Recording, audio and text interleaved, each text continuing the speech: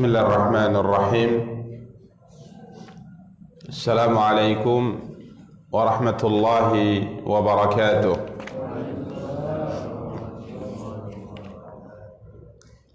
Alhamdulillahi rabbil alamin.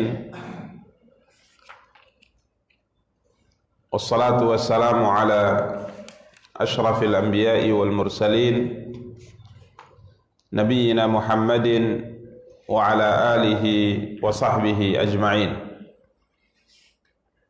Asyhadu an la ilaha illallah wahdahu la syarika lah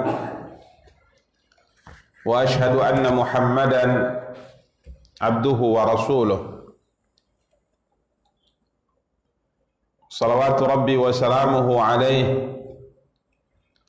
wa ala alihi wa ashabihi wa man ihtada bihadihi wastanna bisunnatihi ila yaumiddin wa sallama tasliman katsira, amma ba'du. Ikhwani wa akhawati kaum muslimin, kaum muslimat, rahimani wa rahimakumullahu jami'a. Alhamdulillah, puji dan syukur senantiasa kita ucapkan untuk Allah Subhanahu wa taala atas nikmat dan karunia yang diberikan oleh Allah Subhanahu wa taala untuk kita semua. Salawat beserta salam semoga senantiasa dilimpahkan oleh Allah Subhanahu wa taala untuk junjungan dan panutan kita Nabi Allah yang mulia Muhammad sallallahu alaihi wasallam. Para ikhwah dan akhwat rahimani wa rahimakumullahu jami'a, biidznillah pada kesempatan yang berbahagia kali ini kita akan kembali mencoba melanjutkan kajian tafsir Al-Quranil Karim dari karya besar yang telah ditulis oleh Al-Imam Al-Hafidh Abul Fida Ismail Ibnu Katsir rahimahullahu ta'ala, seorang ulama yang wafat pada tahun 774 Hijriyah. Para ikhwah dan para akhwat rahimani wa rahimakumullahu jami'a, pada pertemuan yang lalu alhamdulillah kita telah selesai, kita telah menyelesaikan pembahasan tafsir ayat ke-56 dari surat Al-Kahfi. Dan insyaallah ta'ala pada kesempatan yang berbahagia kali ini kita akan lanjutkan tafsir ayat berikutnya dari surat yang mulia ini, surat Al-Kahfi. Allah Subhanahu wa ta'ala berfirman, A'udzu billahi minasyaitonir rajim. Bismillahirrahmanirrahim.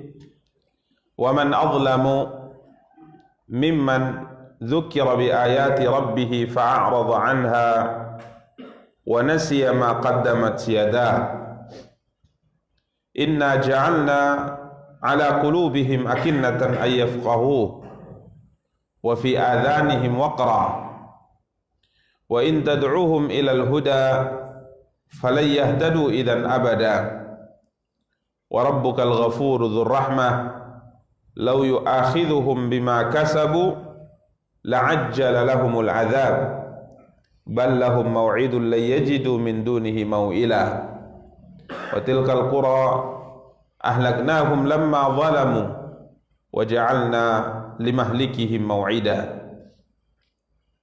Allah Subhanahu wa ta'ala berfirman yang artinya, wa man adlamu mimman dzukira bi ayati rabbih, dan siapakah yang lebih azlam, siapakah yang lebih zalim daripada orang-orang yang telah diperingatkan dengan ayat-ayat Tuhannya.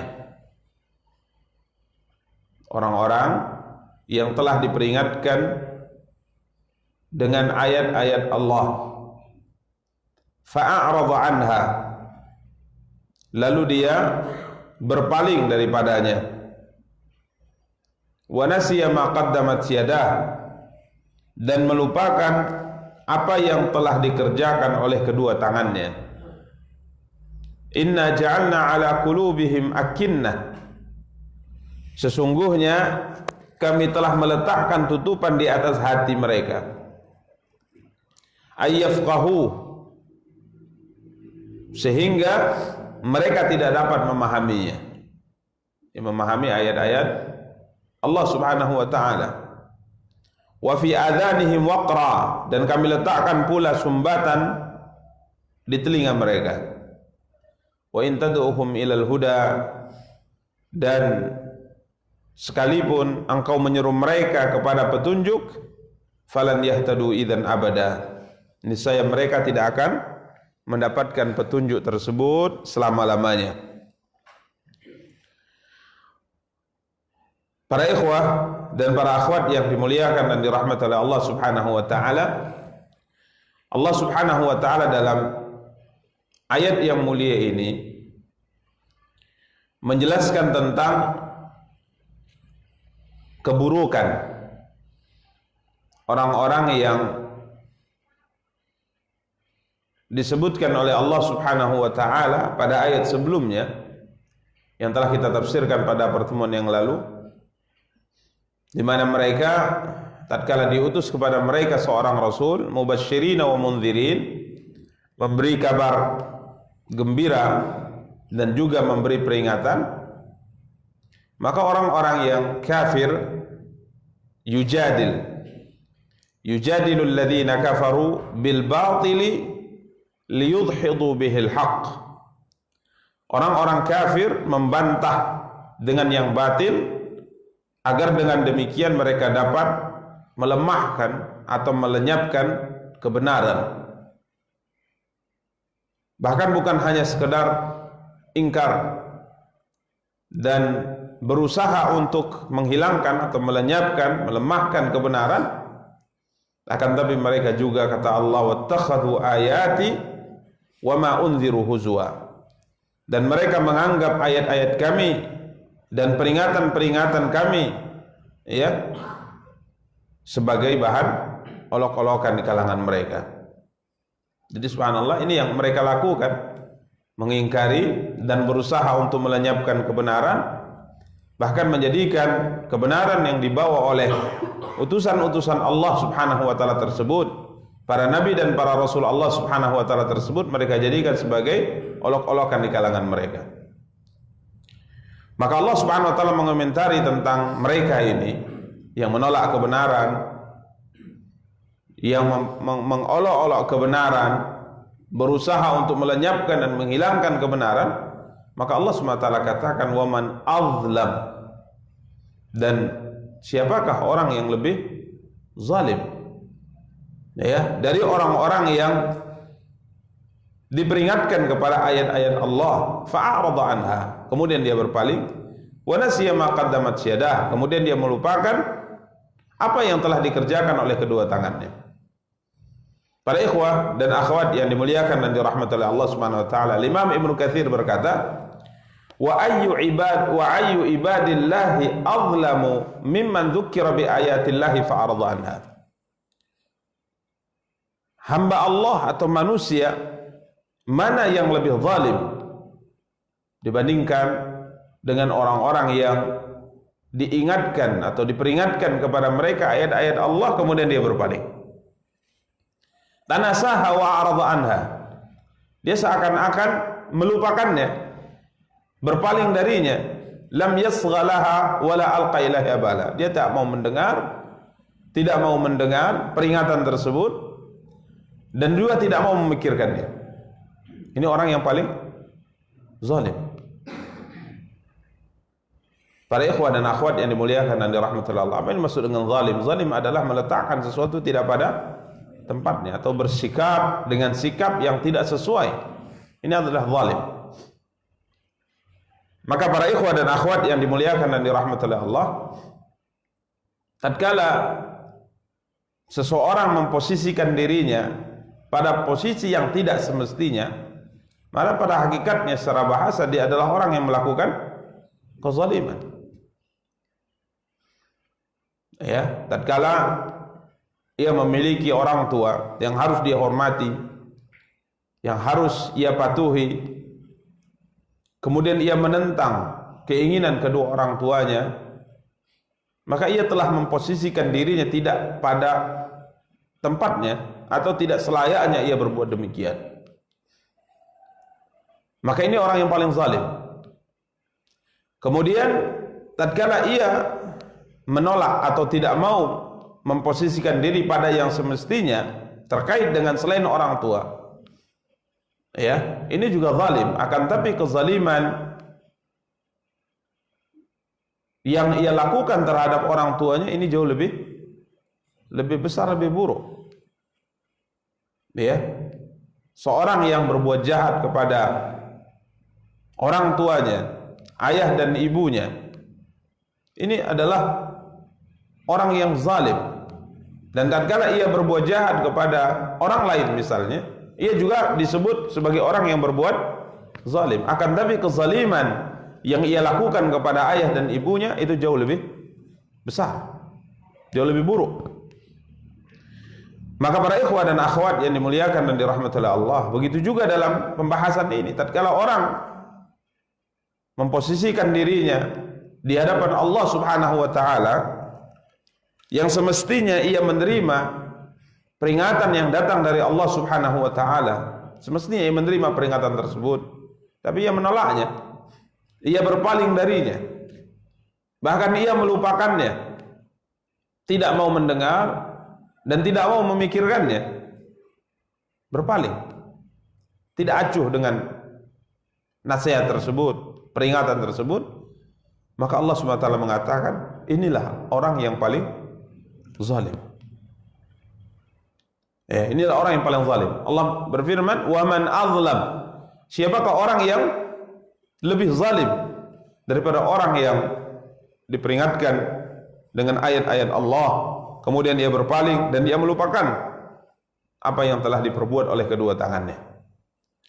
Para ikhwah dan akhwat yang dimuliakan dan dirahmati Allah, tatkala kita kaitkan dengan sifat tercela yang ada pada seseorang, maka tentunya menolak peringatan Allah, tidak beriman dengan peringatan Allah, ini merupakan kesombongan yang paling besar. Ini merupakan kesombongan yang paling besar. Ya, karena Nabi SAW bersabda dalam hadis yang sering kita ulang, beliau SAW menyebutkan tentang kesombongan. Beliau bersabda, al-kibru batarul haqq wa ghamtun nas. Kesombongan itu adalah menolak kebenaran. Ya, maka di sini Allah menyebutkan bahwa mereka adalah orang-orang yang paling zalim. Tidak ada manusia yang lebih zalim dari orang-orang yang tidak mau beriman kepada peringatan Allah. Tidak ada orang yang paling zalim dari manusia kecuali orang-orang yang telah ingkar kepada ayat-ayat peringatan-peringatan yang Allah Subhanahu wa taala turunkan kepada para nabi dan rasul. Kemudian Allah Subhanahu wa taala melanjutkan firman-Nya, wa nasiya ma qaddamat yadah. Dan dia, kata Allah Subhanahu wa taala, melupakan apa yang telah dikerjakan oleh kedua tangannya. Ibnu Katsir berkata, ay minal a'malis sayyi'ah wal af'alil qabihah. Amal-amal yang buruk dan perbuatan-perbuatan yang jahat. Dia melupakan. Ya, para ikhwah dan akhwat yang dimuliakan dan dirahmati oleh Allah Subhanahu wa taala, di sini kita bisa memahami bahwa perlu seorang itu muhasabah. Perlu seorang muhasabah, introspeksi diri atas apa-apa yang telah ia kerjakan dan dia lakukan pada waktu yang telah berlalu. Dia harus muhasabah. Ya. Karena sebagaimana sering kita sampaikan bahwa apa yang kita lakukan dan apa yang kita perbuat dalam kehidupan dunia ini tidak ada yang hilang. Ya mungkin kita lupa. Ya, mungkin kita lupa. Bahkan memang pasti kita lupa. Tapi apakah cerita dari apa yang kita perbuat dan kita ucapkan tersebut hilang? Jawabannya tidak. Itu semua tercatat dengan rapi, disimpan dengan rapi sebagaimana disebutkan oleh Allah tentang tugas dua malaikat yang senantiasa mendampingi kita sampai kita bertemu dengan Allah Subhanahu wa taala. Maka perlu muhasabah. Apa yang selama ini sudah kita kerjakan? Apa yang selama ini sudah kita ucapkan? Apa yang selama ini sudah kita perbuat? Ini perlu muhasabah. Jangan sampai para ikhwah dan akhwat yang dimuliakan dan dirahmati oleh Allah Subhanahu wa taala, jangan sampai kita merasa bahwa kita akan selamat atau anggapan kita orang yang sudah banyak melakukan kebaikan, banyak melakukan ibadah kepada Allah Subhanahu wa taala, kiranya kita termasuk di antara orang-orang yang merugi, orang-orang yang bangkrut. Maka perlu muhasabah. Jangan lupa dengan apa yang selama ini kita kerjakan, dan jangan lupa dari amal-amal perbuatan yang kita kerjakan selama ini. Artinya terus kita muhasabah. Inilah yang dipesankan oleh banyak para sahabat, di antaranya Umar bin Khattab dalam ungkapan beliau yang masyhur. Begitu juga Ali bin Abi Thalib radhiyallahu taala dalam ungkapan beliau yang masyhur. Mereka memerintahkan atau membimbing kita, menganjurkan kita untuk selalu melakukan apa? Muhasabah. Karena perhitungan yang kita lakukan di hari ini akan memudahkan perhitungan nanti tatkala kita bertemu dengan Allah. Karena tidak mungkin seorang yang muhasabah, seorang yang introspeksi diri, seorang yang memeriksa apa yang selama ini dia lakukan, dan dia seorang muslim dan muslimah yang ingin selamat, kecuali kalau seandainya ia teringat dengan dosa yang pernah dia lakukan, pasti dia akan memperbanyak istighfar. Dia akan mohon ampun kepada Allah. Dia akan mohon ampun kepada Allah. Dia teringat ada kewajiban yang dahulu pernah dia tinggalkan. Dia teringat ada perbuatan haram yang dahulu telah dia kerjakan. Ya, maka tidak mungkin seorang yang muhasabah kecuali dia pasti akan memohon ampun kepada Allah Subhanahu wa taala. Dia tidak melupakan itu semua. Dia mohon ampun, ya Allah ampuni saya. Ya, kemudian setelah dia mohon ampun dan menyesali perbuatan yang pernah dia lakukan, maka dia pasti seorang muslim dan muslimah kalau dia menghisab dirinya, kalau seandainya ia memperhitungkan dirinya dan mengingat-ingat apa yang sudah ia kerjakan dari ketaatan dan maksiat, kecuali pasti setelahnya dia akan bertekad untuk memperbaiki diri. Tapi kalau tidak pernah muhasabah, ya memang nggak ada beban. Ya, tidak ada beban. Bangun pagi, beraktivitas, kemudian tidur lagi. Coba kata para ulama, bayangkan jika seandainya kau dibangkitkan oleh Allah, kemudian Allah Subhanahu wa taala mengatakan, bacalah catatan amalmu yang telah dicatat semenjak engkau balik sampai engkau mati. Coba bayangkan itu. Kira-kira tempatmu, kata para ulama, surga atau neraka? Jadi muhasabah. Ini meringankan nanti.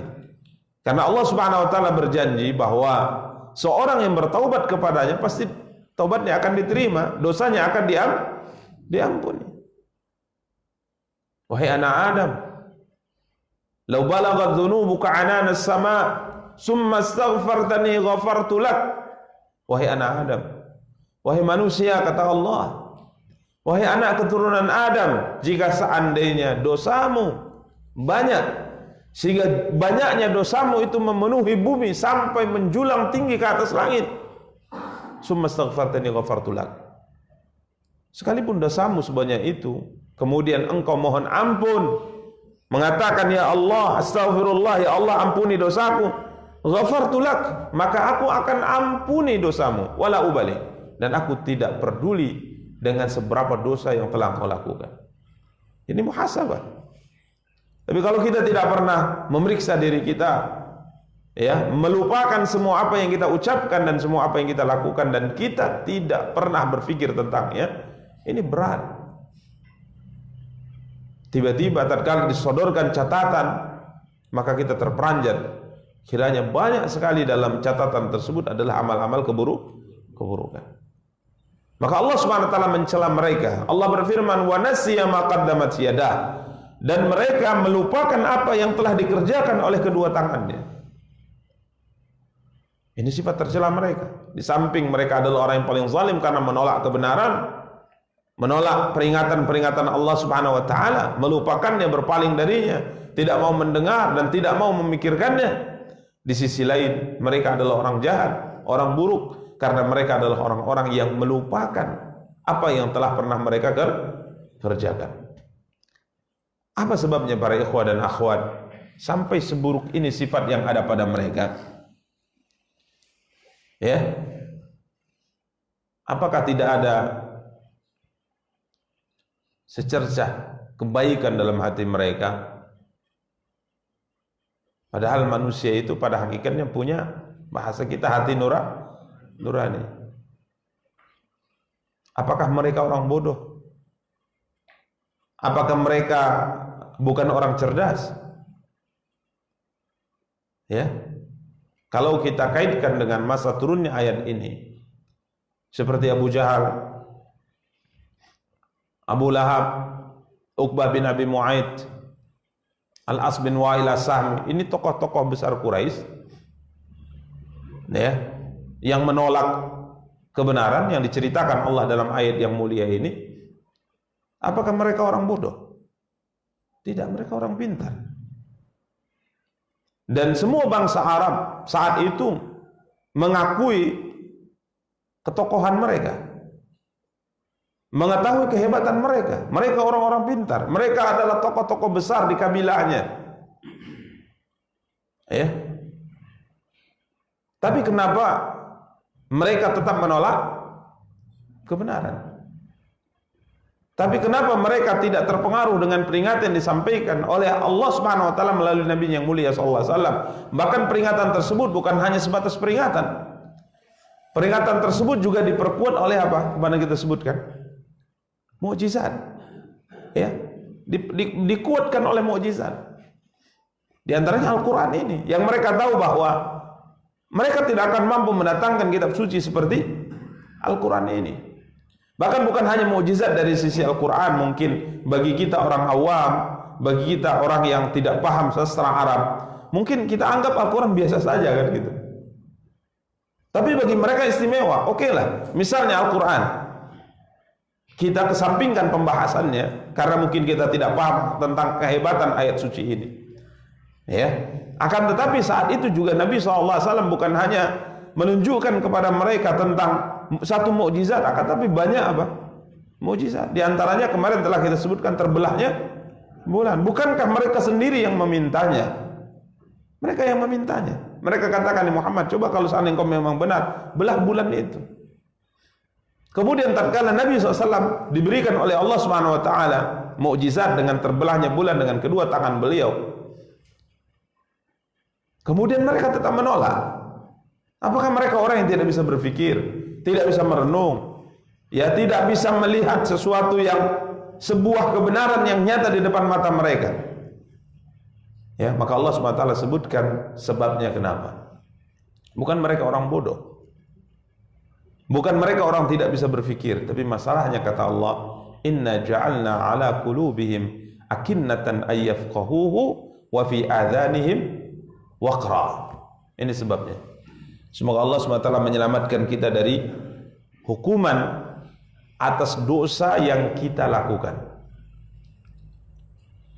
Ini hukuman yang Allah timpakan kepada mereka. Kenapa cahaya kebenaran tidak bisa menembus ke hati nurani mereka? Gak bisa tembus, terhalang. Ya, maka Allah SWT berfirman, Inna ja'alna ala qulubihim akinnah. Sesungguhnya kata Allah Subhanahu wa taala, kami telah meletakkan tutupan di atas hati mereka, yakni aghtiyatan wa ghishawa, sebuah tutupan. Hati ditutup sehingga cahaya kebenaran tidak bisa masuk. Ini bahaya kalau sudah seperti ini. Ini sebabnya. Jadi hati mereka dikunci mati. Ya. Akinnatan ayyafqahu. Tutupan sehingga mereka tidak bisa memahaminya. Ai li'alla yafhamu hadzal Qur'an wal bayan. Tutupan inilah yang menyebabkan mereka tidak memahami Al-Quran dan penjelasan yang disampaikan oleh para nabi dan rasul. Tidak masuk dia. Makanya para ikhwah dan akhwat yang dimuliakan dan dirahmati oleh Allah, kecerdasan seseorang dari sisi akal ini tidak cukup untuk mengetahui kebenaran kecuali dibarengi dengan kecerdasan hati nuraninya. Banyak orang cerdas yang mungkin dia bisa menghafal, mengetahui dan sebagainya, akan tapi tidak bisa menerima apa? Kebenaran. Utu zaka'an walam yu'tu zaka'an. Mereka diberikan kecerdasan akal, tapi mereka tidak diberikan kebersihan jiwa. Dan penentu seorang untuk menerima kebenaran adalah hatinya.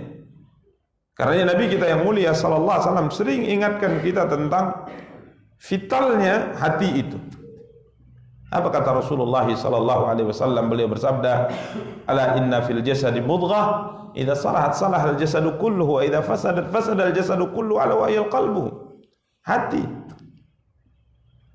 Ini penentu. Ya.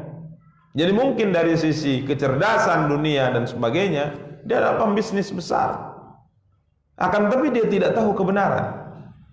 Sehingga dikatakan oleh Allah bahwa Al-As bin Wa'il As-Sahmi Abu Lahab, Abu Jahal ini bukan orang biasa, mereka orang hebat. Tidak mungkin mereka ditokohkan oleh masyarakatnya kecuali memang tokoh besar. Pembisnis handal, pemersatu masyarakat kalau terjadi permasalahan. Akan tapi masalahnya kenapa seperti Abu Jahal, Abu Lahab tidak menerima kebenaran? Allah telah takdirkan di hati mereka ada tutupan sehingga mereka tidak bisa memahami Al-Quran. Tidak tembus cahaya kebenaran itu ke dalam hati mereka. Bahkan wa fi adhanihim waqra, dan kami kata Allah SWT letakkan pula sumbatan di telinga mereka. Ibnu Katsir mengatakan samaman ma'nawiyan anir rasyad, yakni tutupan maknawi, dengar-dengar akan tapi terhalang karena tutupan yang diletakkan oleh Allah sehingga mereka tidak mengetahui kebenaran. Para ikhwan dan akhwat yang dimuliakan dan dirahmati oleh Allah Subhanahu wa taala, Allah berfirman, "Wa in tad'uhum ilal huda falan yahtadu idzan abada." Orang yang seperti ini, niscaya kata Allah, mereka tidak akan mendapat petunjuk abadan selama-lamanya. Jadi kalau tutupan hati itu masih ada, sumbatan di telinga masih ditakdirkan oleh Allah ada, sampai kapanpun mereka tidak akan bisa menerima petunjuk. Pertanyaannya, kenapa Allah letakkan tutupan di hati mereka dan Allah letakkan sumbatan di telinga mereka sehingga cahaya kebenaran tidak masuk ke dalam hati mereka? Sebabnya adalah karena mereka bermaksiat kepada Allah. Bermaksiat kepada Allah. Makanya Allah SWT berfirman dalam surat Shaf, tatkala Allah menceritakan tentang Nabi Musa alaihi salam, wa idh qala Musa liqaumihi ya qaumi lima tu'dzunani. Wahai, tatkala Allah SWT berfirman dalam surat As-Saff tentang Nabi Musa alaihi salam, tatkala beliau berkata kepada Bani Israel, ya Bani Israel, ya, lima tu'dzunani wa qad ta'lamuna anni Rasulullah ilaikum. Nabi Musa berkata kepada kaumnya, wahai kaumku, kenapa kalian tu'dzunani? Kenapa kalian selalu menyakitiku? Ini perkataan Nabi Musa, karena Musa beberapa kali disakiti oleh Bani Israel. Di antara tatkala Nabi Musa alaihi salam mengingatkan Bani Israel agar tetap bersabar dari gangguan Fir'aun dan kaumnya, beliau mengatakan bersabarlah. Sesungguhnya bumi ini akan diwariskan oleh Allah kepada orang-orang yang beriman. Ini kan nasihat bagus gitu, motivasi untuk bersabar. Tapi apa kata Bani Israel saat itu kepada Nabi Musa? Udzina min qabli an ta'tiyana wa min ba'di ma ji'tana. Mereka mengeluh, mereka mengatakan sebelum kamu datang kami tertindas, kamu sudah diutus oleh Allah kepada kami, kami juga tertindas. Jadi bahasa kasarnya, kau ini nggak ada gunanya. Sebelum engkau ada, kami sudah ditindas. Kemudian engkau muncul sebagai utusan Allah yang katanya akan memberikan kebahagiaan, keselamatan, kemenangan untuk kami. Ya buktinya juga kami masih ditindas dan kau sudah dianggap menjadi Rasul. Jadi peranmu itu apa sebenarnya gitu? Maka Nabi Musa alaihissalam berkata, lima tu'dzunani. Kenapa kalian selalu apa? Menyakiti. Nabi Musa alaihi salatu wassalam mandi, beliau tidak mau mandi bersama dengan masyarakat, beliau mandi sendirian karena Bani Israel saat itu tatkala mandi mereka tidak mau menjaga apa? Aurat mereka. Maka beliau mandi sendirian.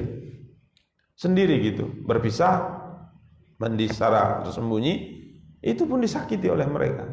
Mereka bilang, itu Musa itu mandi sendirian karena cacat dia malu. Ini perilaku kepada seorang nabi. Ya, ini Yahudi seperti ini. Apalagi antum nanti diperlakukan Yahudi yang lebih parah ya. Dengan nabi mereka saja mereka melakukan seperti itu. Bahkan mereka bukan sekedar menyakiti dengan lisan, tapi mereka juga menyakiti dengan perbuatan mereka. Bahkan Allah mengatakan mereka adalah orang-orang yang terbiasa membunuh para nabi. Lima tu'dzunani qad ta'lamuna anni Rasulullah ilaikum. Kenapa kalian selalu menyakitiku padahal kalian tahu bahwa aku adalah utusan Allah yang Allah utus kepada kamu. Kemudian Allah Subhanahu wa taala berfirman, "Falamma zaghu azaghallahu qulubahum." Maka tatkala mereka zaghu, berpaling dari kebenaran karena perbuatan mereka, maka Allah Subhanahu wa taala memalingkan hati mereka. Ini dosa. Jadi orang yang tidak mau menerima kebenaran, maka Allah hukum ia dengan sesuatu yang lebih parah dari itu. Nah ya, kita tidak bayangkan ya bagaimana sekelas Abu Lahab itu. Kita tidak bisa bayangkan sekelas misalnya Abu Jahal. Dengan kecerdasan yang mereka punya, kenapa tidak mau menerima apa? Kebenaran. Dibandingkan dengan sahabat, misalnya sahabat-sahabat yang saat itu adalah orang-orang yang tidak dianggap di tengah masyarakat seperti Bilal bin Rabah, Amir bin Fuhairah, Ammar bin Yasir, Khabbab bin Al-Arad, sahabat-sahabat yang orang menganggapnya mungkin saat ini tidak berpendidikan. Mungkin kalau saat ini Abu Jahal itu profesor mungkin gitu ya, berpendidikan. Tapi kenapa tidak mau menerima kebenaran? Tidak bisa menerima sebuah cahaya nyata dan terang yang ada di depan mata mereka akan kebenaran Muhammad SAW. Secara pikiran kita saja, apakah agama yang menghalalkan makan bangkai dengan agama yang mengharamkan makan bangkai lebih benar yang menghalalkan makan bangkai? Secara nurani. Apakah agama yang mengharamkan kezaliman dengan agama keyakinan mereka yang membolehkan kezaliman kemudian membenarkan yang membolehkan kezaliman? Keyakinan yang selama ini mereka yakini dalam melakukan kesyirikan kepada Allah SWT, menyembah sesuatu yang dibuat oleh tangan mereka sendiri dengan agama yang mengajarkan kembali kepada Sang Pencipta Allah SWT, tapi mereka tetap menolaknya. Tidak bisa terbayangkan sebenarnya. Tapi beginilah yang Allah ceritakan, wa ja'alna 'ala qulubihim akinnah. Ada tutupan di hati mereka sehingga cahaya kebenaran tidak masuk. Karena para ikhwah dan akhwat yang dimuliakan dan dirahmati Allah, ini sebabnya apa? Kenapa Allah hukum mereka dengan tutupan di dalam hati mereka? Allah letakkan sumbatan dalam telinga mereka sehingga tidak berpengaruh nasihat yang disampaikan oleh para nabi dan rasul tersebut. Padahal yang dibacakan adalah ayat suci Al-Quran yang sering kita katakan kalau seandainya ayat ini diturunkan Allah ke gunung, apa yang terjadi? Gunung akan hancur. Gunung akan hancur. Tidak tembus. Umar bin Khattab radhiyallahu taala dalam sebagian sejarah sebab dia masuk Islam walaupun masih diperselisihkan oleh para ulama sebab masuk Islamnya, akan tapi sebagian sejarah mengatakan apa yang menyebabkan hati beliau kemudian berubah total? Baca surat Toha. Toha, dia baca surat itu. Toha ma anzalna 'alaikal Qur'ana litashqa illa tadhkiratan liman yakhsha. Toha ma anzalna 'alaikal Qur'ana litashqa. Kami menurunkan kitab suci Al-Qur'an ini bukan hendak membuat kamu susah. Kami turunkan ayat-ayat suci Al-Qur'an ini untuk membahagiakan kamu dunia dan akhirat. Tanzilan mimman khalaqal arda was samawatil ula. Dia adalah kitab suci yang diturunkan dari zat yang menciptakan bumi, yang memiliki bumi dan memiliki as-samawatil ula, memiliki alam langit yang sangat tinggi. Ini tatkala dibaca oleh Umar bin Khattab, tembus itu cahaya kebenaran ke hatinya, masuk ke dalam. Kemudian dia berkata, saya ingin bertemu dengan Muhammad sallallahu alaihi wasallam. Masuk, tembus. Ini subhanallah para ikhwan dan akhwat, mereka diingat, tidak juga masuk. Sebabnya ini akinna wa ja'alna ala qulubihim akinnatan ay yafqahu wa fi adhanihim waqra. Jadi kalau ditanya apa sebab Allah tutup hati seseorang sehingga tidak tembus cahaya kebenaran masuk ke dalam hatinya, maksiat. Ya, maksiat sebagaimana kita sebutkan tadi. Maka dalam sebuah hadis Nabi sallallahu alaihi wasallam bersabda, tu'radul fitanu 'alal qulubi kal hasiri 'udan 'udan fa ayyu qalbin asyrabaha nukita fihi nuktatan sauda wa ayyu qalbin ankaraha nukita fihi nuktatan bayda.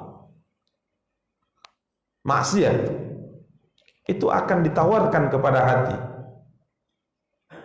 satu persatu bagaikan lepasnya lembaran-lembaran tikar. Tikar yang kita apa istilahnya?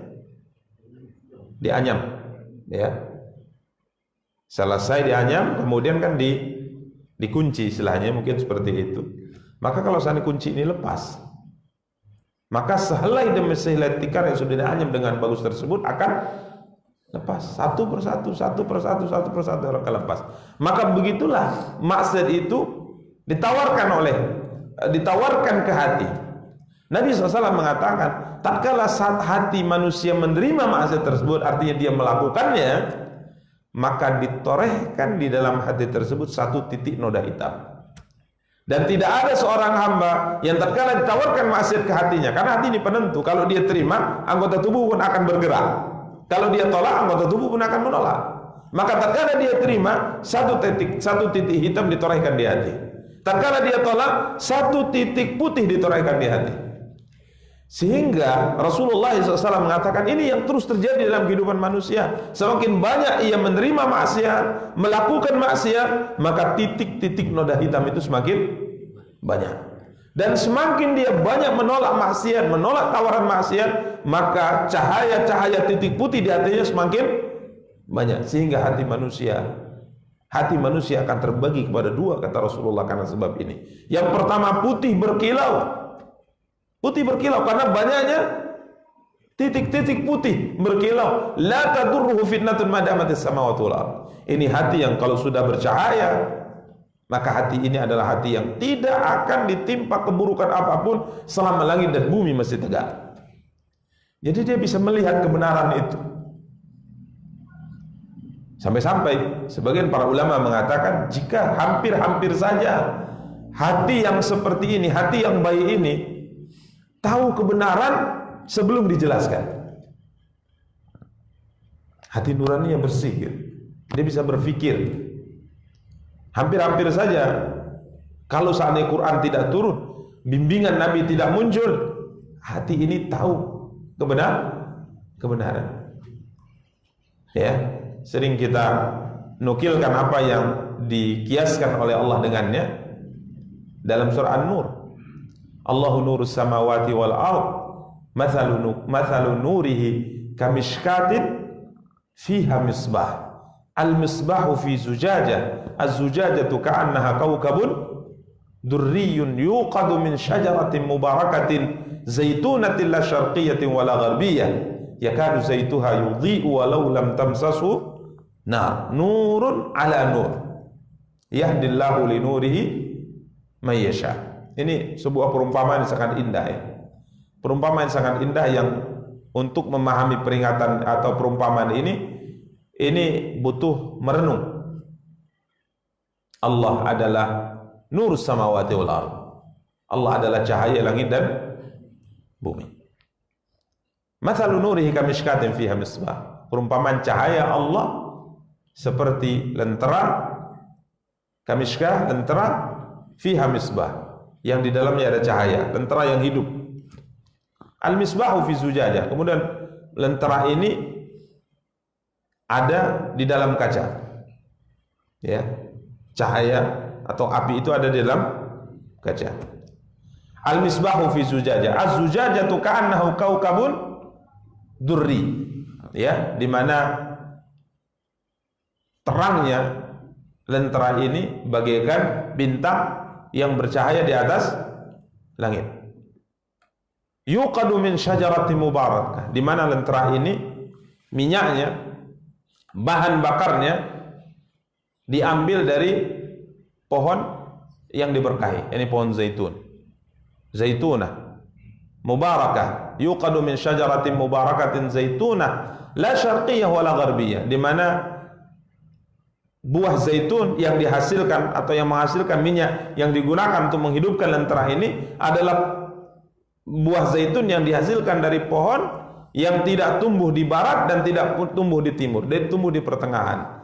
Cahaya pagi menyinarinya dan cahaya malam, cahaya sore atau siang juga menyinari dengan sempurna. Artinya buah zaitun ini buah yang sangat berkualitas. Coba bayangkan cahaya, yakni lentera, diletakkan di dalam satu satu tempat yang ditutup dengan menggunakan kaca, bercahaya terang, bahan bakarnya dari minyak zaitun yang dihasilkan dari buah zaitun yang tumbuh di posisi yang paling sempurna, yang disebutkan oleh Allah, yakadu zaituha yudhi'u walau lam tamsashu nar, di mana lentera ini tatkala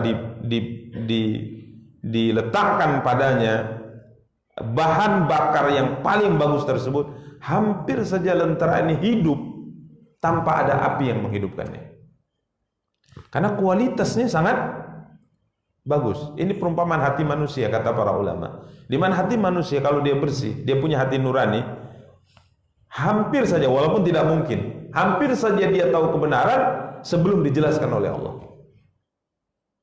Makanya orang yang hatinya benar, hatinya bersih, masuk peringatan, dia langsung apa? Hidup dia langsung terima. Coba lihat Abu Bakar radhiyallahu taala. Lihat Abu Bakar. Yang Nabi SAW katakan apa? Tidak pernah aku ajak seorang pun untuk memeluk Islam kecuali masih ada di antara, walaupun akhirnya menerima, masih berpikir ulang. Kecuali siapa? Abang, ini hatinya berarti bersih luar biasa. Disampaikan dakwah Islam, langsung masuk Islam. Ini kualitas hati. Makanya kita tadi sebutkan bahwa hati ini penentu. Ya, hati ini penentu. Ini orang kalau tidak punya hati nurani, sampai kapanpun kata Allah, falan yahtadu idzan abada. Makanya ini hati manusia. Kalau dia sudah banyak menolak maksiat, banyak tidak mengikuti seruan-seruan syaitan, dan sebenarnya kita tahu hati kita ini pasti akan tenang melakukan sesuatu, dan tatkala tenang melakukan sesuatu itu bukti bahwa itu adalah kebaikan. Jadi menolak maksiat, melakukan kebaikan, ini hati akan semakin apa? Terang. Sebaliknya hati yang kedua yang disebutkan oleh Nabi SAW, menerima maksiat, ajakan hawa nafsu selalu diikuti, maka ditorehkan terus 1, 2, 3, 4 dan seterusnya, noda-noda hitam, sehingga hatinya kelam. Dalam sebagian riwayat Nabi SAW katakan kalkuz muzakhiyah, sehingga posisi hati ini kalau sudah kelam, banyak sekali maksiat dilakukan, maka hati ini ibarat bejana yang ditelungkupkan. Kalkuz muzakhiyah, bejana yang ditelungkupkan. Kalau sudah ditelungkupkan, diharapkan tidak menerima sesuatu, tidak, karena dia sudah tertelungkup, tidak bisa menerima apapun. Bahkan guru kami dulu tatkala menerjemahkan ini, beliau mengatakan kuz itu adalah bejana yang terbuat dari tanah liat, kendi. Setelah dicetak, apa yang dilakukan? Dibakar, panas ya. Kemudian tatkala dia masih agak panas atau panas, disiramkan air, apa yang terjadi? Pecah, bersuara gitu. Jadi tatkala disampaikan kepada kebenaran, melawan hatinya. Ya, makanya coba lihat bagaimana sikap kaum umat Nabi Nuh, sikap orang-orang yang saya sebutkan tadi, Abu Jahal, Al-As bin Wa'il, As-Sahbi dan yang lain-lainnya. Tatkala nabi-nabi itu menyampaikan kebenaran, apa yang mereka lakukan? Bukan sekedar mengatakan kami tidak beriman, tapi sampai melakukan perlawanan, menentang. Ini subhanallah, ini kita lihat ya, umat Nabi Nuh apa yang dilakukan? Wa inni kullama da'autuhum, dan setiap kali aku menyeru mereka agar engkau mengampuni dosa-dosa mereka, ja'alu asabi'ahum fi adhanihim, mereka meletakkan jari jemari mereka di telinga mereka. Jadi benar-benar ditutup, disumbat supaya tidak mendengar seruan dakwah dan nasihat Nabi Nuh alaihi salam. Wastaghshaw thiyabahum, dan mereka bahkan menutupkan baju dan kain-kain mereka ke kepala mereka supaya tidak melihat Nabi Nuh. Jadi kalau Nabi Nuh datang kemudian mulai memberi nasihat, mereka tutup telinga dan mereka tutup kepala mereka dengan apa? Baju. Ada perlawanan gitu. Nabi SAW menyampaikan kepada mereka nasihat, mereka mengatakan, sudahlah ya Muhammad, kami tidak perlu mendengar omongan kamu. Jadi bersuara dia. Ini sudah terbalik, menentang lagi, sehingga Nabi SAW katakan, kalbuzi muzakhiyah, la ya'rifu ma'rufan wa la yunkiru munkaran illa ma ushriba min hawa. Hati yang sudah dipenuhi dengan noda hitam ini tidak tahu yang baik dan tidak tahu yang buruk kecuali yang sesuai dengan hawa nafsunya saja. Nah, ini sudah tertutup, akinnah sudah tertutup sehingga tidak tembus cahaya apa? Kemudian ini sebabnya. Makanya kalau seandainya kita berpikir tentang apa yang terjadi pada umat-umat yang menolak dakwah para nabi, ya kita nggak habis pikir. Itu sebutkan kemarin umat Nabi Saleh minta keluar unta dari dalam batu. Mereka sendiri yang minta gitu. Setelah ditunjukkan tidak beriman. Kalau kita kira-kira gimana? Kalau kita misal la qadarullah seperti itu, mungkin kita saat ini berpikir ya imanlah. Kan kita sendiri yang minta. Coba tunjukkan kalau sebongkah batu itu bisa mengeluarkan unta, kita akan beriman dengan Muhammad Saleh. Maka Nabi Saleh berdoa kepada Allah keluar. Kalau kita berpikir ya Islam lah, masuk Islam. Memang sudah terbukti di depan mata kita, apa lagi menghalang kita beriman? Nah, ini kalau saat kita punya perasaan seperti itu, berarti hati kita masih memiliki cahaya, hati nurani. Bahkan lebih menakjubkan lagi, menakjubkan dari sisi negatif ya, heran gitu. Orang Yahudi di zaman Nabi kita yang mulia sallallahu alaihi wasallam, mereka itu punya kitab suci namanya Taurat yang mereka pegang. Di kitab Taurat itu disebutkan sifat-sifat Nabi itu dengan terperinci. Tapi mereka tetap tidak beriman. Bahkan yang lebih heran, dalam sejarah disebutkan tatkala mereka berperang dengan Muhammad sallallahu alaihi wasallam, berperang dengan Nabi sallallahu alaihi wasallam, kemudian mereka kali ini sudah dikepung nih. Mereka sudah kalah. Ya, dikepung. Tidak ada pilihan kecuali salah satu di antara dua pilihan. Imma bertempur keluar dari benteng dan bertempur habis-habisan sampai titik darah penghabisan, atau menyerah. Lari nggak bisa lagi karena sudah dikepung. Maka ada di antara tokoh mereka berkata kepada pasukan yang ada dalam benteng tersebut, yang tidak ada pilihan kecuali salah satu yang saya sebutkan tadi. Dia berkata, ini tokohnya ahli agamanya, ya, dia berkata kepada orang-orang di benteng dari kalangan Yahudi, wahai teman-teman semuanya, kawan-kawan, katanya, sebenarnya kita sudah tahu kalau Muhammad itu adalah utusan Allah. Kita semua sudah tahu dari kitab suci yang kita pegang ini beliau ini memang utusan Allah. Bagaimana menurut kalian? Dalam kondisi kita terdesak seperti ini, sudahlah kita temui Muhammad, kita buka benteng ini, karena memang nggak ada pilihan lagi. Kita buka benteng ini, kita temui Muhammad dan kita masuk Islam. Kan kita sudah tahu dia benar, dia utusan Allah. Apa kata mereka? Enggak lah, kata mereka. Coba bayangkan. Padahal sudah mentok jalannya, tetap tidak mau beriman. Ini para kita. Mereka datang kepada Muhammad SAW, Nabi kita yang mulia SAW. Mereka mengatakan, ya Muhammad, ada beberapa pertanyaan yang ingin saya ajukan. Kalau saat engkau bisa jawab, berarti engkau Nabi. Kalau saat engkau tidak bisa, berarti engkau bukan. Kata Nabi, coba ajukan. 1 dijawab, 2 dijawab. Akhirnya tidak juga apa? Beriman. Bahkan surat Al-Kahfi ini telah kita bacakan pada awal pertemuan. Sebab turunnya surat ini karena 3 pertanyaan yang diajukan oleh orang Quraisy sesuai dengan pesan orang Yahudi. Ngadu orang Quraisy, curhatlah bahasanya kepada orang Yahudi yang dianggap sebagai orang berilmu di zaman itu. Ini ada seorang pemuda yang mengaku menjadi nabi. Maka orang Yahudi mengatakan, coba tanya saja 3 perkara. Kalau dia bisa jawab, nabi. Kalau tak bisa menjawab, pendusta. Apakah ketiga-tiganya dijawab? Dijawab, tapi tidak juga apa? Beriman. Ini sebabnya akinnah fi qulubihim. Makanya para ikhwah, maksiat itu dampaknya sangat buruk, menutup hati nurani seorang hamba. Makanya kalau kita muhasabah, disebutkan oleh Nabi SAW, kita melakukan maksiat karena tidak mungkin orang tak melakukan maksiat, kan? Dia melakukan maksiat, kemudian tatkala dia istighfar, noda hitam itu hilang, diganti dengan titik putih. Nah, dia melakukan 1 noda hitam. Kemudian setelahnya dia muhasabah, dia teringat, kemudian istighfar, noda hitam itu dihilangkan. Demikian para ikhwah dan akhwat yang dimuliakan dan dirahmati oleh Allah. Ini sebabnya.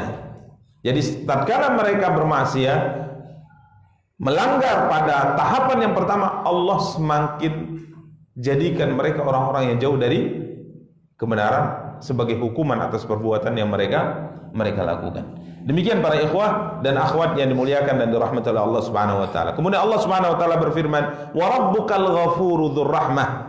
Law yu'akhidhuhum bima kasabu la'ajjala lahumul 'adzab, bal lahum maw'idun la yajidu min dunihi mau'ila." Tapi subhanallah,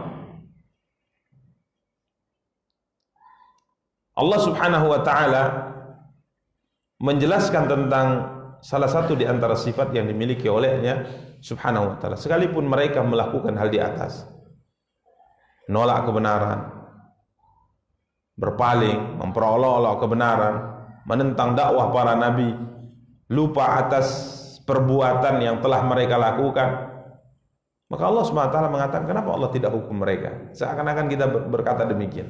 Bukan Allah maha mampu melakukan apa yang dikehendaki? Mereka menentang, mereka membunuh para nabi, mereka mengusir Nabi SAW, bahkan hendak membunuh siapa? Rasulullah. Bahkan mereka menyakiti dan membunuh orang-orang yang beriman. Tapi kenapa Allah tidak turunkan siksa kepada mereka? Maka Allah SWT berfirman, "Wa rabbukal ghafuru dzur rahmah." Ini kan sudah keterlewatan sifat mereka itu. Tapi kenapa dibiarkan oleh Allah? Maka Allah mengatakan, dan Tuhanmu lah yang maha pengampun lagi maha mempunyai rahmat. Ay rabbuka ya Muhammad ghafurun dzu rahmatin wasi'ah. Dia zat yang maha pengampun dan zat yang memiliki rahmat yang sangat luas, kasih sayang yang sangat luas. Ini sebab, ya, law yu'akhidhuhum bima kasabu la'ajjala lahumul 'adzab.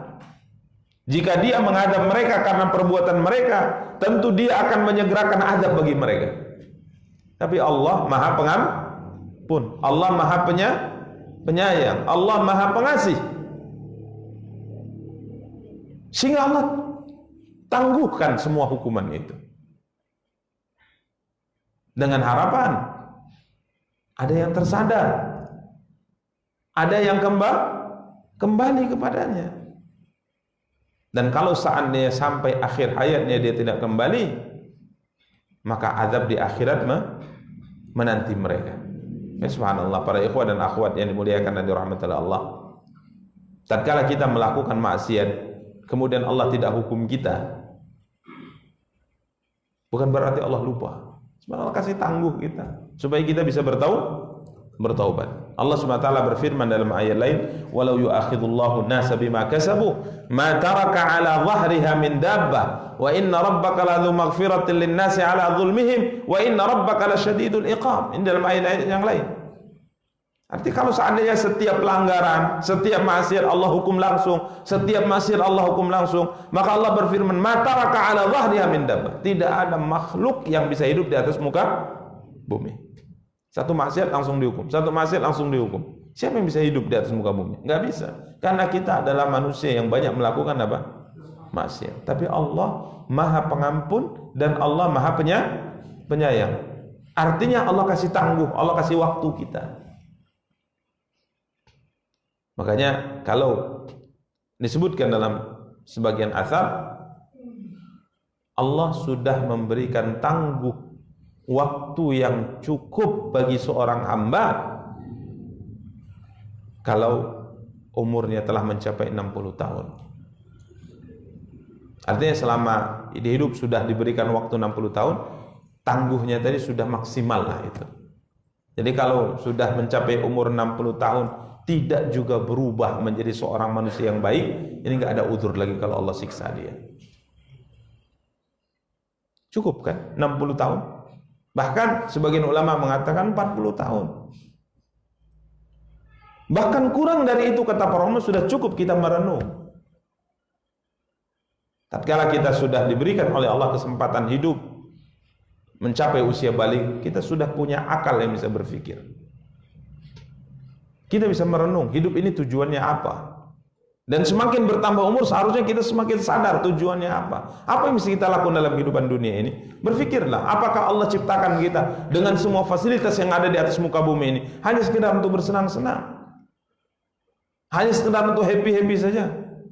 Keliling sana, keliling sini tanpa ada tanggung jawab untuk mengerjakan ibadah dan meninggalkan maksiat. Ini tujuannya besar hidup kehidupan kita ini. Ya, a'dzarallahu mra'an. Allah SWT telah memberikan waktu tangguh uzur kepada seorang hamba sampai 60 tahun. Ditangguhkan saja ini masalahnya. Kalau seandainya setiap maksiat yang kita kerjakan langsung dihukum, tidak ada di antara kita yang bisa hidup di atas muka bumi ini. Akan tapi Allah SWT dikatakan Imam Ibnu Katsir, yahlumu wa yasturu wa yaghfir. Dia Maha Penyantun, Dia menutupi, Dia mengampuni. Diberi tangguh, ditutupi itu semua kesalahan-kesalahannya, diberi tangguh, ada yang diampuni. Ya, kemudian rubbama hada ba'dahum minal ghayyi ila rasyad. Mungkin dengan diberikan masa tangguh itu ada di antara mereka yang kembali kepada apa? Kebenaran. Kembali. Ya. Kemudian wa man istamarra minhum falahu yaumun yashibu fihi alwalid wa tadau kullu dhati hamlin hamlaha. Dan kalau seandainya tetap juga tidak berubah, sudah diberi tangguh dalam waktu yang cukup lama, ya, yang kadang-kala diberikan juga peringatan-peringatan supaya teringat gitu. Jadi diberi tangguh itu bukan memang dilepaskan begitu saja bagi orang yang ingin diselamatkan oleh Allah. Kadang-kala dikasih ujian supaya sadar gitu. Sudah terlalu jauh engkau menjauh dari Sang Pencipta. Dikasih sedikit musibah supaya kembali. Toh kalau seandainya tidak kembali, maka Imam Ibnu Katsir mengatakan, siapa yang terus melakukan maksiat, maka ada hari yang diancamkan kepadanya. Hari tatkala anak-anak yang hidup misalnya di hari itu akan bisa langsung berubah, dan setiap orang yang hamil tatkala kondisinya saat itu bisa saja langsung menggugurkan apa? Kehamilannya. Makanya Allah berfirman, ballahu mau'idun la yajidu min dunihi mau'ilah. Ya. Tetapi bagi mereka ada waktu yang tertentu untuk mendapat azab yang mereka sekali-kali tidak akan menemukan tempat berlindung daripadanya. Jadi kalau lanjut tidak kembali kepada Allah, padahal sudah dikasih tangguh, dikasih waktu yang panjang, dikasih kesempatan untuk berpikir, tapi tatkala ia tidak kembali, maka Allah SWT mengatakan ada siksa yang menanti mereka. Nasallallahu alaihi wasallam. Demikian para ikhwah dan akhwat yang dimuliakan dan dirahmati oleh Allah Subhanahu wa taala. Kemudian Allah ingatkan mereka dengan peringatan apa yang terjadi sebelum mereka. Wa tilkal qura ahlaknahum lamma zalamu wa ja'alna limahlikihim mau'ida. Allah Subhanahu wa taala berfirman, dan penduduk negeri telah kami binasakan ketika mereka berbuat zalim, dan telah kami tetapkan waktu tertentu bagi kebinasaan mereka. Yani Allah ajak orang-orang musyrikin Mekah saat itu berpikir, coba lihat umat-umat sebelum kalian, apa yang terjadi tatkala mereka menolak dakwah para nabi. Ahlaknahum lamma zalamu, ayat umam as-salifata wal qurunal khaliyata ahlaknahum bisababi kufrihim wa inadihim. Umat-umat yang telah terdahulu, generasi-generasi yang telah berlalu, kami telah binasakan mereka disebabkan kekufuran dan pembangkangan mereka para nabi dan rasul. Coba lihat umat Nabi Saleh. Nabi Saleh itu daerahnya tidak jauh dari Makkah gitu. Daerah Nabi Saleh itu, kota kaum Nabi Saleh itu, ini adalah kota yang selalu mereka lewati tatkala mereka melakukan perjalanan dagang ke negeri Syam. Coba lihat apa cerita mereka, ambil pelajaran dari mereka. Menentang dakwah seorang nabi, kemudian Allah binasakan. Diingatkan oleh Allah, wa tilkal qura ahlaknahum lamma zalamu wa ja'alna limahlikihim mau'ida. Antum ayyuhal musyrikuna ihdharu ayyusibakum mimma asabahum. Wahai orang-orang musyrik, berhati-hati akan menimpa kalian apa yang pernah menimpa mereka. Kalian telah mendustakan asyrafa rasulin wa a'zama nabi. Kalian telah mendustakan rasul yang paling mulia, rasul yang paling agung, nabi yang paling agung. Walastum bi'azzi alaina minhum. Ya, kedudukan kalian itu tidaklah lebih mulia di sisi kami dari kedudukan umat yang telah kami binasakan, karena takut siksaku dan peringatanku, kata Allah. Ini peringatan yang Allah sampaikan kepada mereka, ya, kepada orang-orang yang paling zalim, kepada orang-orang yang berpaling, kepada orang-orang yang menentang dakwah para nabi dan rasul alaihi wassalatu wassalam. Demikian para ikhwah dan akhwat yang dimuliakan dan dirahmati oleh Allah. Bismillah, insyaallah pada pertemuan akan datang kita akan mulai membaca tentang kisah Nabi Musa alaihissalam yang diabadikan. Salah satu di antara ceritanya dalam surat yang mulia ini, tatkala beliau melakukan rihlah, ya, perjalanan untuk belajar. Jadi Nabi Musa bersafar, Nabi Musa berangkat dari daerahnya untuk menuntut ilmu. Seorang nabi, ya, berangkat untuk belajar. Ya, disebutkan oleh Imam Al-Bukhari rahimahullah bahwa suatu hari Nabi Musa memberi ujangan nasihat kepada Bani Israel dengan nasihat-nasihat yang sangat mendalam. Ya, dengan nasihat yang sangat mendalam, menunjukkan akan keilmuan beliau. Kemudian setelahnya beliau akhiri nasihatnya, karena beliau lihat orang sudah terpengaruh dengan nasihat beliau, beliau akhiri nasihatnya, kemudian beliau pun pergi. Kemudian diikuti oleh salah seorang di antara Bani Israel yang sangat terpengaruh dengan nasihat bagus yang disampaikan oleh Nabi Musa. Maka dia bertanya, wahai Nabi Allah, adakah orang yang lebih berilmu di atas muka bumi ini daripada Anda? Ini pertanyaan. Adakah orang yang lebih alim, lebih berilmu daripada Anda? Maka Nabi Musa mengatakan, tidak ada. Aku adalah orang yang paling berilmu. Kalau kita pikirkan sebagai seorang manusia atau orang awam, mungkin kita katakan wajar Nabi Musa mengatakan demikian. Nabi, utusan Allah, diberikan mukjizat, ya wajar saja dia bilang, saya adalah orang yang paling berilmu. Tidak ada yang lebih berilmu dari saya. Wajar. Dia seorang nabi. Yang nggak wajar kan kalau kita mengatakan demikian. Siapa kamu? Kan gitu kan. Tapi Allah Subhanahu wa taala tetap tegur Nabi Musa. Seharusnya dikembalikan ilmu itu kepada Allah. Dia katakan Allahu a'lam. Allah yang lebih tahu. Makanya nanti ceritanya disebutkan di akhir riwayat disebutkan Imam Bukhari, akhirnya bertemu dengan Khadir. Orang Indonesia menyebutnya Khidir, ya. Dalam bahasa Arab Khadir. Nanti kita akan sebutkan kenapa beliau diberi nama Khadir. Di akhir daripada pertemuan kemudian mereka naik bahtera, Kemudian mereka berdua melihat ada seekor burung yang turun di ujung kapal. Apa ujung kapal bahasanya apa ya? Dek. Kemudian burung ini meletakkan atau memasukkan paruhnya ke dalam laut. Ya, kemudian mengangkatnya. Apa kata Khadir kepada Musa alaihissalam? Wahai Musa, perbandingan antara ilmu kita atau ilmu makhluk yang dimiliki oleh makhluk semuanya dibandingkan dengan ilmu Allah, itu hanya sebatas seperti air laut yang melekat di paruh burung itu. Ilmu Allah ini lautan. Sedangkan ilmu yang dimiliki oleh kita, semua manusia, itu hanya seperti air yang melekat di paruh burung tadi. Artinya, ilmu kita ini tidak seberapa, bahkan tidak bisa dibandingkan dengan luasnya ilmu Allah. Ini pelajaran yang disampaikan kepada Nabi Musa. Jadi kalau ditanya, seharusnya jawaban Nabi Musa, ini pelajaran yang ingin Allah sampaikan kepada Nabi Musa, pelajaran yang harus engkau pahami adalah setiap kali tatkala ditanya, adakah orang yang lebih berilmu daripada Anda, katakan Allah yang lebih apa? Berilmu. Serahkan ilmu itu kepada siapa?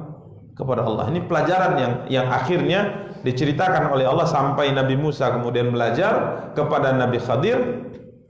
Ada beberapa poin atau 3 cerita yang Nabi Musa tidak tahu. Ini pelajarannya, ya. Ikut dan melihat yang dilakukan Nabi Khadir, Nabi Musa tidak tahu. Ini benar atau salah? Rupanya benar. Ini insya Allah nanti akan kita ceritakan sampai Nabi SAW mengatakan, semoga Allah merahmati Nabi Musa, kalau seandainya ia bisa bersabar, maka cerita menakjubkan dari keduanya akan bisa kita ketahui. Ini cuma 3 cerita saja karena Nabi Musa tidak bisa sabar. 3 cerita ini merupakan cerita yang tidak diketahui oleh Nabi Musa benar atau salahnya. Kalau Nabi Musa melihatnya itu salah, tapi rupanya itu kebenaran. Walaupun tentunya nanti kita juga akan luruskan bahwa Nabi Musa juga tidak salah mengatakan itu salah. Karena kita melihat sebuah kesalahan secara zahir. Misalnya ada orang berzina, salah nggak? Salah nggak ada orang berzina? Salah. Jangan bilang antum, jangan bilang gini. Iya, bisa saja nggak salah Ustaz gitu. Kalau antum bisa mengatakan demikian, berarti kedudukan antum seperti Khadir. Nah, gitu. Ada orang mencuri, salah nggak orang mencuri? Salah. Jangan antum katakan bisa saja nggak salah. Atau antum malah berzina, waliyadzubillah. Kemudian orang antum berzina, loh, menurut kamu salah, menurut saya benar. Oh, ini sesat nih. Karena ini ayat berbicara tentang 2 nabi yang punya ilmu dari Allah, dan perlu juga diketahui mereka punya ilmu yang tidak bisa kita bayangkan. Makanya kedudukan nabi itu nggak bisa dicontoh. Kedudukan nabi tidak bisa dicontoh. Apakah orang tatkala baik kemudian naik menjadi nabi, baik menjadi rasul, baik menjadi malaikat, baik menjadi Tuhan? Ada sebagian berpendapat demikian, bahwa kedudukan itu dapat dengan latihan. Dengan apa? Latihan. Jadi Muhammad itu manusia, kedudukannya Nabi dan Rasul itu dengan latihan. Jadi antum berlatih untuk menjadi nabi, antum berlatih untuk nanti lama-lama jadi malaikat, berlatih lama-lama jadi Tuhan. Benar loh, fakta sejarah. Sehingga ada sebagian mereka, Al-Hallaj pernah berkata, Subhani, maha suci diriku. Kalau seandainya aku katakan dia Tuhan, aku adalah Tuhan. Kalau saya katakan aku adalah Tuhan. Sudah sampai pada tingkat dengan latihan. Kita seorang muslim meyakini bahwa kedudukan Nabi dan Rasul adalah karunia Allah. Sampai-sampai kalau boleh kita cerita tentang sejarah, tidak pernah terbetik di dalam hati Nabi bahwa suatu saat beliau akan menjadi Nabi. Buktinya ditemui malaikat Jibril di Gua Hira. Apa terjadi pada Rasulullah? bergetar, berkeringat, lari, dan kemudian balik ke rumah Khadijah, kemudian mengatakan, zammiluni, tolong selimuti saya, sambil bergetar. Sampai setelah agak tenang, apa kata Khadijah? Kenapa wahai suamiku? Apa kata Rasulullah? Laqad khasyitu ala nafsi. Aku takut jiwaku akan binasa wahai Khadijah. Enggak terbayangkan. Kalau memang dengan latihan ketemu, iya ini dia. Sampai saya. Karena ada sebagian orang demikian, berlatih. Kemudian tatkala dia berlatih, mungkin semedi dan sebagainya, dengar suara. Sampai aku katanya. Sudah dengar suara? Kamu dengar? Enggak, saya dengar. Berarti aku sudah sampai. Dia belum. Ini para ikhwan, harus diluruskan ini terkait, karena ini ayat dipahami dengan pemahaman yang salah sebagaimana disebutkan oleh Imam Ibnu Hajar Al-Asqalani dan yang lain-lainnya. Jadi kita perlu berpikir dan memahami bahwa ayat yang akan kita tafsirkan ini berkaitan dengan dua nabi. Karena Imam Ibnu Hajar mengatakan bahwa poin pertama yang harus kita luruskan supaya orang tidak salah dengan ayat ini adalah kita berkeyakinan Khadir itu adalah nabi. Khadir itu adalah nabi. Bukan sekedar wali Allah. Karena kalau dia sekedar wali Allah, wali itu di bawah nabi ya. Wali itu di bawah nabi. Kalau wali Allah itu memang, kalau sekedar wali Allah itu memang bisa kita memperbaiki diri, melatih diri untuk ibadah sampai kita menjadi orang dicintai oleh Allah. Tapi kalau nabi nggak bisa. Berlatih sampai umur antum 75 tahun pun nggak akan pernah antum naik derajat menjadi nabi. Ya, mungkin naik derajat jadi nabi, tapi nabi palsu. Wallahu taala a'la wa a'lam. Jadi ini yang disebutkan Imam Ibnu Hajar, kita akan bacakan nanti ayatnya. Kita berikan pendahuluan supaya kita tidak salah paham. Ya, kita tidak salah paham. Jadi maksiat yang kita lihat maksiat, ya kita katakan itu kesalahan, dan antum tidak boleh membenarkan diri dengan maksiat yang antum lakukan. Kan di pandangan antum itu maksiat. Kalau pandangan anak ini sudah bukan maksiat. Orang nggak sholat, salah tidak? Salah. Karena sholat bagi seorang muslim kewajiban. Jadi kalau ada orang tidak sholat, dia salah. Gitu. Jadi ini yang harus kita pahami. InsyaAllah pada pertemuan akan datang kita akan bacakan tentang kisah perjalanan menuntut ilmu Nabi Musa dan muridnya Yusha bin Nun bertemu dengan Nabi Allah yang mulia Khadir alaihi assalam. Demikian para ikhwah dan akhwat yang dimuliakan dan dirahmati oleh Allah yang dapat kita sampaikan. Semoga bisa dipahami dengan baik dan benar dan menambah wawasan ilmu kita. Kita cukupkan. Subhanakallahumma bihamdika asyhadu an la ilaha illa anta astaghfiruka wa atubu ilaik. Wassalamualaikum warahmatullahi wabarakatuh.